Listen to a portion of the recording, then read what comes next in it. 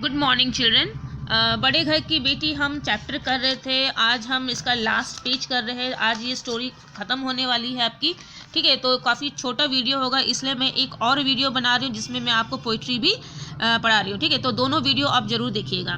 तो यहाँ तक हम लोगों ने पढ़ लिया था कि जो लाल बिहारी था वो शिखन सिंह और बेनी माधव सिंह के बात को सुनता और उसको पता चलता है कि अब शिखन जो है उसका मुंह भी नहीं देखना चाहता है, तो उसको बहुत बुरा लगता है। वो तय करता है कि अब मैं घर छोड़कर चला जाऊँगा। इसलिए जाने से पहले वो आनंदी से मिलता है और बोलता है कि भैया तो अब मेरा मुंह नहीं देखना चाहते, इसलिए मैं यहाँ से जा रहा हूँ। जिस समय लाल बिहारी से झुकाए आनंदी के द्वार पर खड़ा था, उसी समय शिखन सिंह की आंखें लाल किए बाहर से आए। तो जिस समय लाल बिहारी जो है आनंदी के दरवाजे पर था, आनंदी का जो कमरा था उसके दरवाजे पर खड़ा था, वहीं पर जो शिखन से आए और उसी समय जो शिखन वहाँ पर आया, उसकी आंखें लाल किए बाहर से आए। भाई ने देखा तो घृणा से आंखें फेर ली। तो जैसे ही लाल बिहारी जो है शिखन सिंह को देखने लगा तो शिखन सिंह ने अपनी आंखें फेर ली और कतार कर निकल गए, मानो उसकी परछाई से दूर भागना चाहते। माने शिखन सिंह जो है अब लाल बिहारी का मुंह तक नहीं देखना चाहता था, ठीक है। आनंदी ने लाल बिहारी की शिकायत की थी, लेकिन अब मन में पछता रही थी। वह स्वभाव से भी दयालु थी। आनंदी को दुख हो रहा था कि कहा कि मैंने क्यों ये शिकायत कर दी, क्योंकि वो नहीं चाहती थी कि घर में किसी तरह का कला हो, और वो ये भी नहीं सोची थी कि इस तरह की नौबत आ जाएगी, ठीक है। उसे इसका तनिक भी ना ध्यान था कि बात इतनी बढ़ जाएगी। वह मन में अपने पति पर झुठला रही थी कि वे इतने गर्म क्यों होते हैं। अब उनसे लाल बिहारी को दरवाजे पर खड़े यह कहते सुना कि अब मैं जाता हूँ, तो मुझसे जो कुछ हुआ क्षमा करना, और तो उसका रहा सा क्रोध भी पानी हो गया। तो जो आनंदी थी, जब लाल बिहारी ने उसे क्षमा भी मांग ली तो आनंदी का जो क्रोध था वो भी समाप्त हो गया।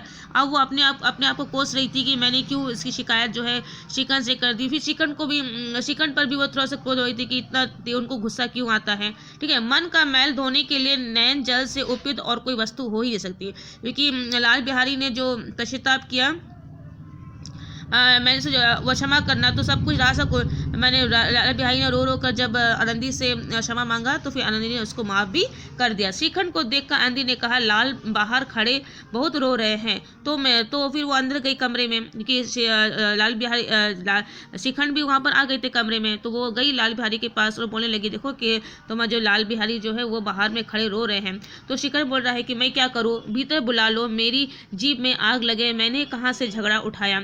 तो फिर बोलने लगी कि आप उसको भीतर बुला लो, ठीक है, सारी गलती मेरी है, मुझे ही आपके साथ बात नहीं बोलना चाहिए था, मैं नहीं बुलाऊंगा। तो शिखन बोलता कि नहीं, मैं उसे अंदर नहीं बुलाऊंगा, पछताओगे, उन्हें बहुत ग्लानि हो गई है, ऐसा ना हो कि वह चल दे।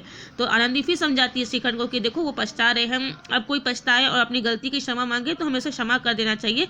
ऐसा जो है आनंदी जो है अपने पति से बोलती है कि कहीं वो चला गया तो फिर हमें पछताना ना पड़े, कहीं मैं नहीं चाहती कि परिवार जो है विभाजित हो।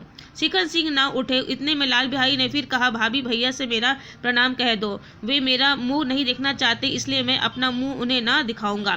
लाल बिहारी इतना कह लौट पड़ा और शीघ्रता से दरवाजे की ओर बढ़ा। अंत में आनंदी कमरे से निकली और उसका हाथ पकड़ लिया।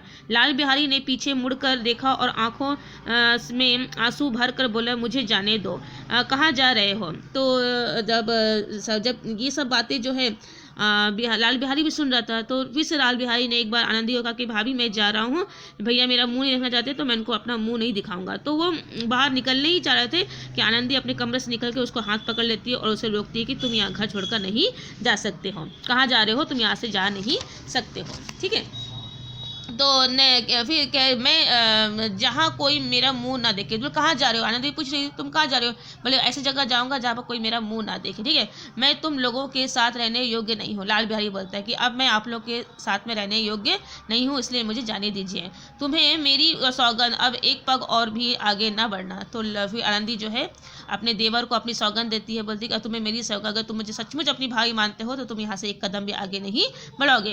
अब तक मुझे यह ना मालूम हो जाए कि भैया का मन मेरी तरफ से साफ हो गया, तब तक मैं इस घर में कदापि ना रहूँगा। तो लाल बिहारी बोलने लगता, नहीं भाभी आप मुझे कसम मत दीजिए, जब तक मुझे ये ना मालूम हो कि भैया का मन जो मेरे प्रति साफ हो गया है तब तक मैं इस घर में रहना नहीं चाहूँगा। शिखन का हृदय भी पिघल गया। जब ये सब सुन रहा था तो शिखन का हृदय भी पिघल गया, क्योंकि शिखन अंदर ही थे, उन्होंने बाहर आकर लाल बिहारी को गले लगा लिया। दोनों भाई खूब फूट फूट कर रोए। लाल बिहारी ने सिसकते हुए कहा, आप कभी मत कहिएगा कि तुम्हारा मुंह ना देखूंगा, इसके सिवा आप जो दंड देंगे मैं सहज स्वीकार करूंगा।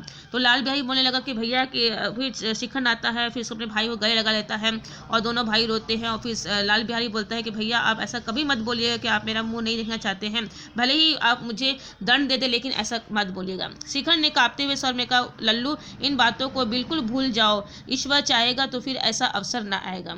तो शिखंड बोलने लगता है कि नहीं दोबारा ऐसा कोई अवसर हम आने ही नहीं देंगे। बेनी माधव सिंह बाहर से आ रहे थे। दोनों भाइयों गले मिलते देखकर आनंद से पुलकित हो उठे और बोले, बड़े घर की बेटियां ऐसे ही होती है, बिगड़ता हुआ काम बना देती हैं। तो उसी समय बेनी माधव जी बाहर से आ रहे थे और जब दोनों भाइयों गले मिलते हुए देखा तो वो बहुत खुश हो गए, क्योंकि उनको यकीन हो गया कि अब मेरे दोनों बेटे मेरे पास रहेंगे, मेरे घर का बंटवारा नहीं होगा, मेरा घर बिखरेगा नहीं। और फिर वो आनंदी की प्रशंसा करने लगे। गाँव में जिसने यह वृतांत सुना उसी ने इन शब्दों में आनंदी की उदारता की सहारा, बड़े घर की बेटी ऐसी ही होती है।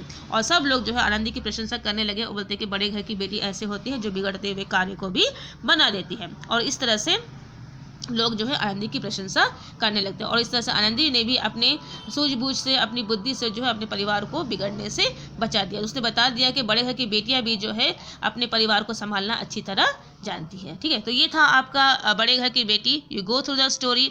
If any problem you are facing you can tell me, okay, you can ask me, you can tell me, and next video also you will see there I will teaching you make eye. Okay, thank you.